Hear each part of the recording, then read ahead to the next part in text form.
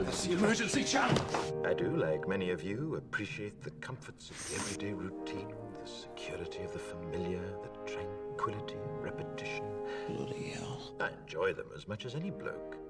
But in the spirit of commemoration, Who's that, Mum? whereby those important events of the past, usually associated with someone's death or the end of some awful bloody struggle, are celebrated with a nice holiday, I thought we could mark this November the 5th, a day that is sadly no longer remembered, by taking some time out of our daily lives to sit down and have a little chat.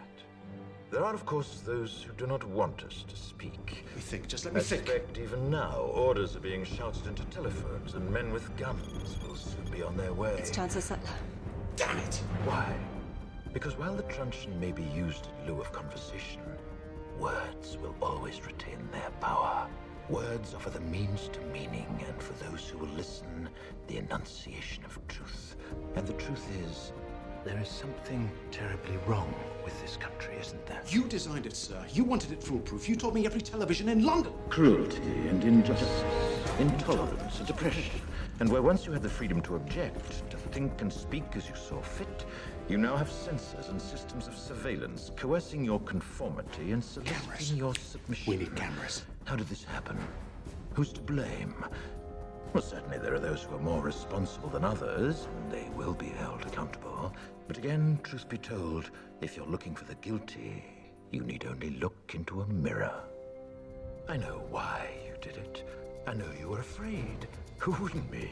War, terror, disease. There were a myriad of problems which conspired to corrupt your reason and rob you of your common sense. Fear got the best of you, and in your panic you turned to the now High Chancellor Adam Sutler. He promised you order, he promised you peace, and all he demanded in return was your silent, obedient consent. Inspector, you're almost through. Last night, I sought to end that silence. Last night, I destroyed the Old Bailey to remind this country of what it has forgotten. More than 400 years ago, a great citizen wished to embed the 5th of November forever in our memory. His hope was to remind the world that fairness, justice, and freedom are more than words. They are perspectives. So if you've seen nothing, if the crimes of this government remain unknown to you, then I would suggest that you allow the 5th of November to pass unmarked. But if you see what I see, if you feel as I feel, and if you would seek as I seek, then I ask you to stand beside me 1 year from tonight, outside the gates of Parliament. And together we shall give them a 5th of November that shall never, ever be forgotten.